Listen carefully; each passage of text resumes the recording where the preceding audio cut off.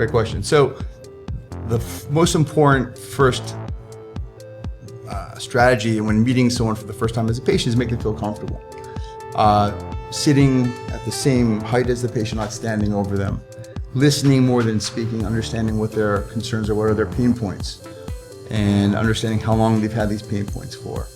And then create a plan that they're comfortable with to reach their goals. And it's important to make sure the patients understand what their goals are and how achievable they are in the amount of time that you have set forth.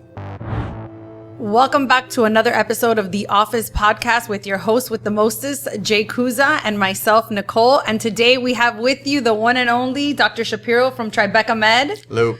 I am super excited to have you. I heard you can work some wonders. Of course. So talk to me. Where did you get started? Tell me from the beginning. I know what you're doing now. So I'm 52 years old. I was born in Canada.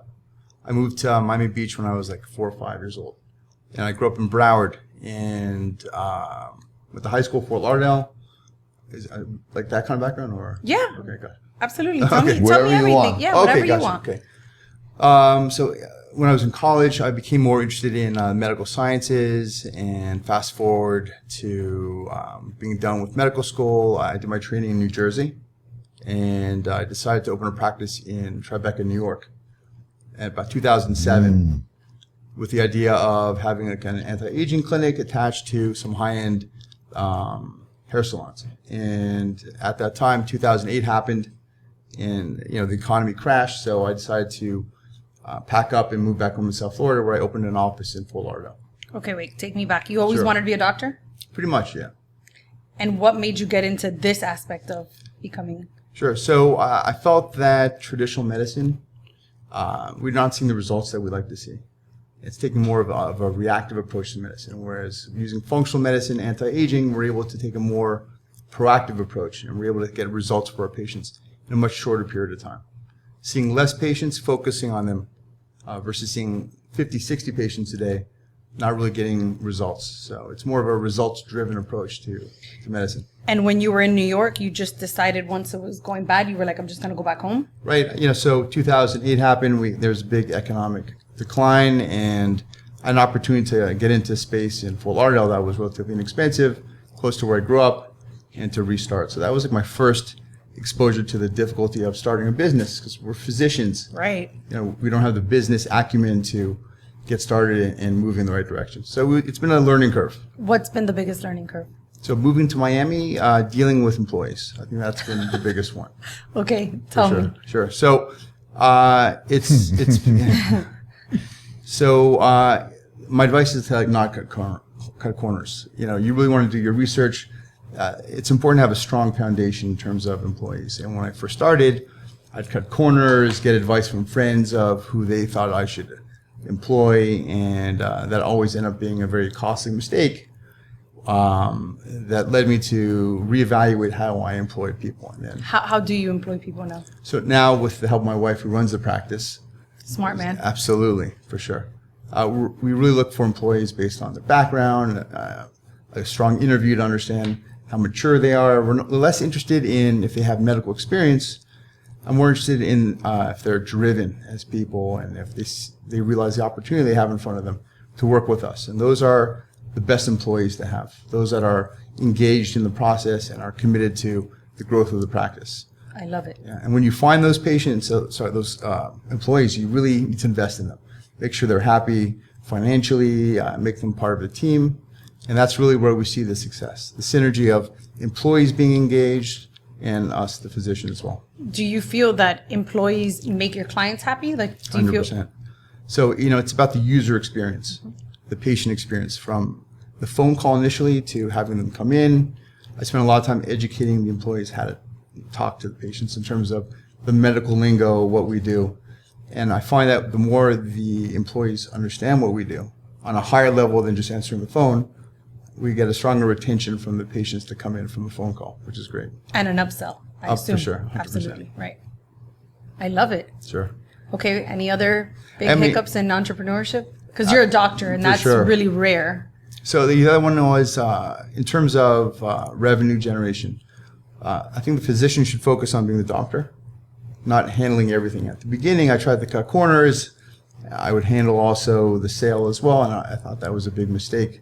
I learned ultimately where you need to have someone who's just focused on The numbers. and I could just focus on the clinical aspect of the patient care. But you're an excellent salesman. Yeah, thanks. So why would you want somebody else to do that? Right. Well, in terms of the actual sale of the transaction with money. Oh, handling the For sure. Yeah. You close them and then somebody else knocks them down. Yeah, exactly. Who exactly. handles all that for you now? Your wife? Initially it was. Now we have 2 patient coordinators that are very good at it. So the key to, because we do retail medicine, we don't take insurance. So it's all about the patient experience. And I find the more the patients understand what I'm suggesting, and they understand it's an authentic recommendation, not just trying to run up a crazy bill, they're more comfortable moving forward. And that message is relayed in each touch point, even with our salespeople. So I think we're touching on some very important stuff right here because I don't think people understand that doctors are businessmen. Yeah. So you're a doctor, but you're also a businessman. Yes. You're also a salesperson. Yes. So if you had to, what do you think helps you achieve success when you have to combine those 3 together in terms of, like you were saying right now, I know you personally, so I already know how you are. You're very honest. Sure. You have great advice. Sure. But I'm your friend. Yeah. What do you do with someone who walks in from the first day? Great question. So the most important first strategy when meeting someone for the first time as a patient is make them feel comfortable. Sitting at the same height as the patient, not standing over them. Listening more than speaking, understanding what their concerns are, what are their pain points, and understanding how long they've had these pain points for. And then create a plan that they're comfortable with to reach their goals. And it's important to make sure the patients understand what their goals are and how achievable they are in the amount of time that you have set forth. And what does Tribeca do?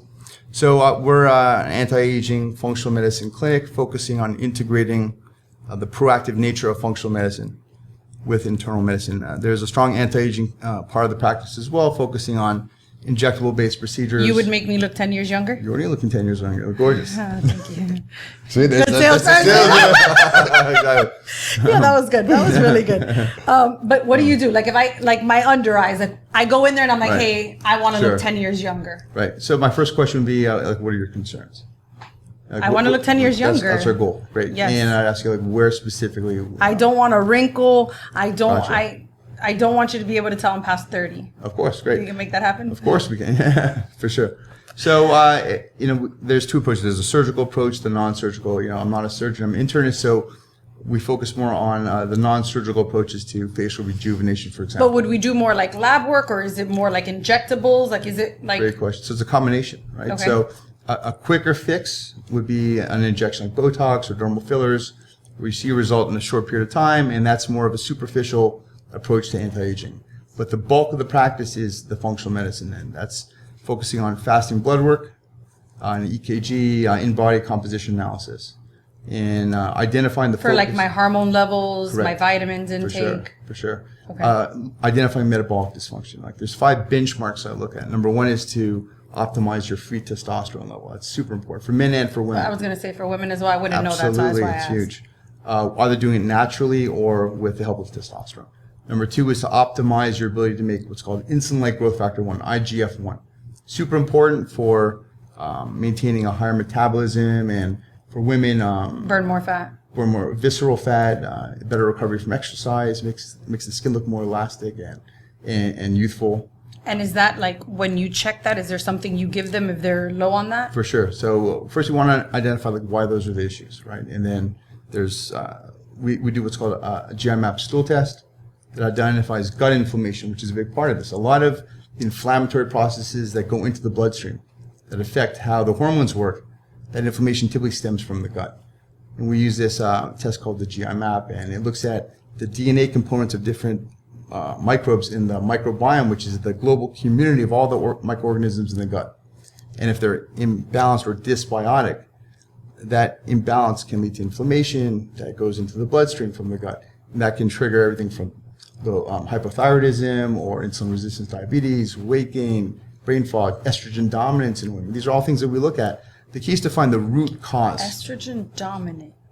So that's like a condition or a presentation for women who have, let's say, difficulty sleeping, brain fog, irritability, libido issues, anxiety in general. So if a woman says, I barely sleep, I don't like to sleep a lot. And so like, do you look at that as a doctor and say, no, there's something there? Always, yeah. Sleep is a big one. So like I said, there's 5 benchmarks. Number 1 is testosterone. Number 2 is growth hormone, IGF-1. Number 3, keeping the insulin and glucose as low as possible when you're fasting. That's important. Number 4 is the gut health that we just spoke about. Number 5 is sleep. So like when we talk about sleep, what does that mean? Like 6 to 8 hours. So for me, it's 6 to 8, 9 hours sleeping with good oxygenation. You're breathing in oxygen properly. A lot of people tend to be what's called sleep apneic. They suffer from sleep apnea. And those are conditions where you're sleeping and you don't get enough oxygen in. So imagine 6 to 8 hours every day or every night, you're not getting enough oxygen in to the pituitary that makes the hormones, to the pancreas that makes insulin, to the brain. So all organs are affected. So if I identify a problem with sleep in terms of oxygenation, there are ways for us to help improve that, like CPAP or oral devices that make sure that patients are getting enough oxygen when they're sleeping. I know it's a lot of stuff. Fascinating. I love it. No, I love it. So people go to you at what points in their life? At different points, like when they... Yeah. I mean, I'm sure men go to you for testosterone. I'm assuming this, right? They want to keep up their sex life? Yeah, so let's talk about that for a second. So for men who are tired, their libido issues, they're not performing at work, they're gaining weight, they come in because, testosterone is like the big buzzword. So like, what is testosterone? Testosterone is this hormone. You make it, I make it as well. I just make a lot more of it than you do. I make estrogen as well. You make a lot more estrogen than I do. So in terms of testosterone, we want to understand like how much of the testosterone is free, active, and available. Because it's the free form that does everything. It improves mood, libido, self-confidence. It lowers insulin resistance. It causes weight loss. Testosterone? It's amazing. Confidence. For sure. Really? In fact, I have a lot of patients that are men that come in on antidepressant medication, like Lexapro, Prozac. Really? Because they've been in a funk, they feel depressed, irritable, they see a psychiatrist. It's the psychiatrist who should be doing the hormone testing. It turns out their free testosterone are super low and their estrogen levels are very high.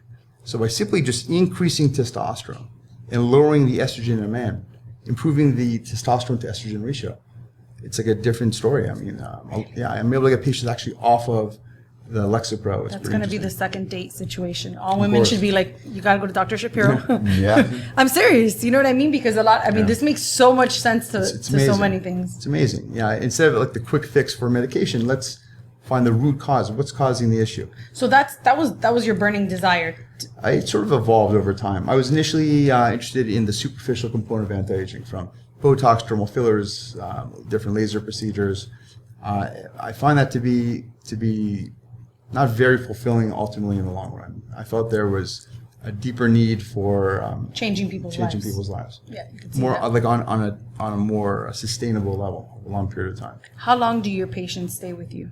Great question. So it's rare we have a patient that leaves. Having said that, I don't have one of these membership programs. Like, I'm not a gym, I'm a doctor. So we work within a confined period of time. Usually it's 6 months initially. And we have fasting blood work, we do an EKG, we do in-body composition analysis, and then we create a plan based on identifying the focus areas. And that plan is usually 90 days, 3 months. At the end of 3 months, we retest and see how the patients are doing based on the 2 data points, how they respond to the medication, the supplements.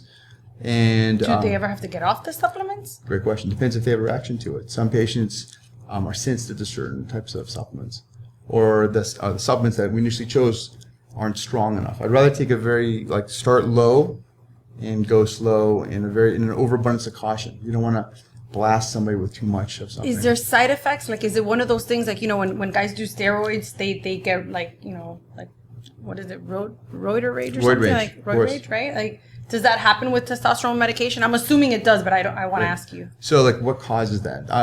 There's not like one specific thing that causes that. It could be the dosing of testosterone is too high. It could be that testosterone is converting to estrogen. High levels of estrogen make men very irritable. Very irritable. It could be underlying psychological issues, or it could be a combination thereof. So everyone's different. I'm a big fan of optimizing testosterone naturally. In fact, it does work really well. So when I have a man coming in, my first question is, are you family planning? And usually it's a young What man. does that mean when they want to have kids? Are you married? No. Are you planning to get married? Yes. Do you want to have kids? Yes. Okay. In those patients, it's extremely rare that I would start testosterone. Because by starting testosterone replacement, They are not producing it it's themselves. possible. I think it's irresponsible from the healthcare physician to do That's it. beautiful. Right? So thank you. So the idea is to identify why is it testosterone low. We look at gut, right? We look at sleep. We look at blood sugar. All these things affect testosterone. And we identify the focus areas, we fix them, helping him to restart making testosterone on his own. And I want to say like 95% of the time it works. And it really works. I'm talking about testosterone levels that sometimes are too high naturally without being on testosterone. It's pretty interesting. It sounds, I'm telling you, all women should be like Dr. Shapiro. First date could be the coffee. And the second one, I'm serious. It's such a... Let's go get some blood work. Yes, exactly. Can you imagine? I need to know where you're testing out at. Well, I think it's so fascinating that so much of a person's daily habits contributes to their hormone level. And I think nowadays, right, I think when it comes down to medicine, everybody wants to give you a medication. Correct. But they don't really, what you just said, they don't go to the root cause. So I think that's For sure. fascinating. Thank you. Like we're really results driven. Right? I want you to have the right result. What's our goal? Our goal maybe is to lose weight. It's to sleep better, to have better, erectile function, to be in a better mood, to have more like muscle gains in the gym. And we establish what those goals are. And we look at the imbalances and we put a plan designed to reach those goals. And it's typically 90 days at a time. And if I see patients doing really well after 90 days, we can extend it for like 6 months. Like I don't feel that they need to come every 3 months if they're doing well. The idea is to really support them and have them do great whether they see us or not. That's really the job of a doctor, I think. I love it. Love Fitbit pre-workout. Doesn't give me the jitters, gets me going for my workout, and keeps me going all the way to the end. I definitely recommend it. Reach for bip bip. Since we're on this subject, I think the big debate for a lot of people listening who don't know much about it would be, is it better to start with like a surgery, hormone replacement, Botox, whatever, at a young age? Right. And maintain? Or is it better to let their natural self grow into their 30s, 40s, and then start these things? Good question. So everyone's different. And I feel that patients you need to understand like what's their concern, what really bothers them. And focus on that pain point and come to a plan that works for them, that's reasonable for them to do. Financially also, can they physically do it? Are they willing to do it? Patients may have these issues, but if they're not willing to make the change, you have to put them on a plan that works for them. And the earlier people understand what the concerns are and are interested in making the change, the better. I hate seeing patients that are 40, 50 years old and are in despair and they want dramatic facelifts and liposuction and let's just fix the metabolic issues. Let's understand like what's causing all this. And it's actually pretty easy to do now versus when it was years ago. There are medications and approaches to medicine to help optimize natural hormone. So people that want to facelift, do you think that naturally you can change the structure of like aging and wrinkles, Right. depending on like your Sure. service? That's probably not so much. That's more of a genetic and age related and lifestyle changes as well, depending on what their lifestyle is. Smoking, being out in the sun quite a bit. I mean, there's a limit to what we can do. But from like a metabolic standpoint, the sooner we can prevent these things from happening, the better. When you get a patient in there that they want to completely change their life, but they don't have the habits that it takes, what is that telling you at that? Like, how do you help them? That's a great See that question. point. Those are the challenging patients, the ones where you can put a plan out that's easy for them to execute, but if they're not ready to do it, it's like, what's the point? So I find now I'm pretty good at identifying those patients. And I'd rather them not spend the money if they're not going to do what I need them to do. It's not about dollars. It's about, directing results for the patient. So I love it. Dr. Shapiro is very honest. So that's one thing you got to I'll look understand 10 years about him. younger? Yeah. He's going to tell you the truth. But there's some girls, they're like 21 years old, they want to get Botox. Yes. So what do you tell them when they go in there and they say this? Because I know a lot, and they're out there getting Botox. I'm like, you're 21 years old. Yeah, it's crazy. So I mean, what does that do? Yeah, I mean, if they have wrinkles, I get it, but in general, if they don't need it, I'm going to say you don't need it. But at 21, even if you have wrinkles, should you? I mean, it's a matter of choice, right? But I think 21, you don't have wrinkles. but the thing is that the elasticity in your skin. Sure. You know what I mean? Like it's done. Like you're not gonna. You know what I mean? Like there comes a point where you. Well, that's different. But that's for the surgery. And Afruz gave a great video that he posted on his gram saying that he believes that if you're a little younger, is better to do it because the tissue is better. Correct. But that's a surgery. Oh, okay. And not 20 years old. 20 years old, right? I think he's talking about maybe if you're your 40s or something rather than 60s. For sure. In terms of recovery, and that that relates to, let's say, growth hormone IGF-1. So younger people have higher amounts of growth hormone naturally being made. So what does that mean exactly? That means their liver is making more IGF-1. That's like the endpoint hormone, peptide hormone that does a lot for recovery, reduction in inflammation in general. So younger people tend to recover quicker than older patients. So the earlier they are open to intervening, even not surgically. We use injectables like Sculptra, for example. It's an injection-based medication that helps stimulate your collagen. The results are more profound in someone that's in their 30s or 40s than patients in their 60s or 70s. So earlier intervention is good, but extremes are also horrible. You need to know where to draw the line, make sure patients are getting the right care. I mean, we're in retail medicine, but it's incumbent upon us to be honest and to make sure they get the right advice. I love it. What is the future for Tribeca Meds? Great question. I would say that I find the practice when I first started, it's probably 90% anti-aging injectables. We're going back like 10, 12 years. Now it's probably 95% functional medicine, where I found myself becoming like a concierge internist for a lot of people that moved to Florida from New York, from California, trying to get professional athletes, retired and not retired. And a lot of them are interested in even natural testosterone production. It's interesting because I have patients who are professional athletes that have they get drug tested regularly, and they're interested in optimizing their performance without breaking the rules and regulations. And there are some fantastic ways to do this that are incredibly effective. So I find that's the future. I love it. I love it. Was this your first job? So out of college, I started working in a hospital. So your first job was out of college? I'm sorry, out of medical school, I started. What was your first job ever? First job Pizza ever. delivery? Yeah, pretty much. was it? Yeah. Yeah? Pizza delivery? That's very common, Almost everybody that's come in, their first job was pizza delivery. Yeah. And also working as a server in a restaurant. That was an invaluable experience. That was invaluable. Okay, tell us why. Incredible. So there was a restaurant in Aventura called Prezo, going back like 30 years.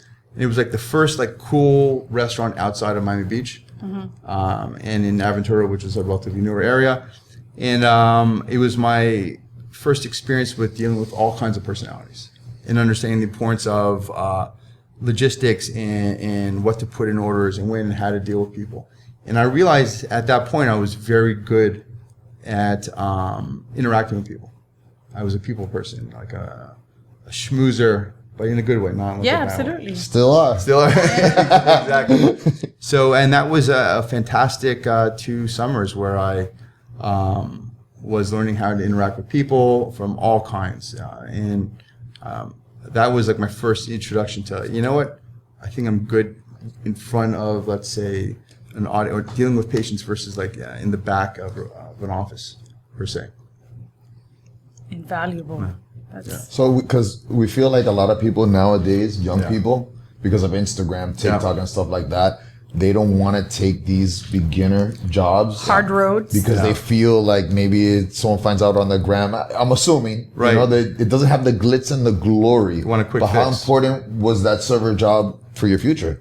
Huge. You still use some of the things that you learned there today? He said invaluable. Yeah, bedside manner for sure. I mean, Bedside manner. Huge. Oh, I bet. Also, there's really no quick fix. There's like very few Justin Biebers out there where they are interesting, entertaining. They put out a video and on YouTube, and then now that's crazy success.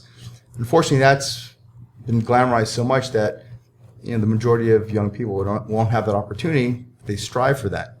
I think they're missing the important first steps of trial and error, trying jobs that they may think are below them, but you learn a lot in any type of job, whether it's delivering something or working in a server capacity. The concept of authority, someone over you, following instructions. It's important. It's humbling. And Do you have children? I have a son. How old is your years son? old. 2.5. Yeah. It's Will great. he have to get a job at a certain age? Absolutely. Yeah. For sure. No, it's the most important thing for a young person to develop self-confidence. You know, the last thing you need is to coddle somebody into that sense of enabling. It's a big mistake.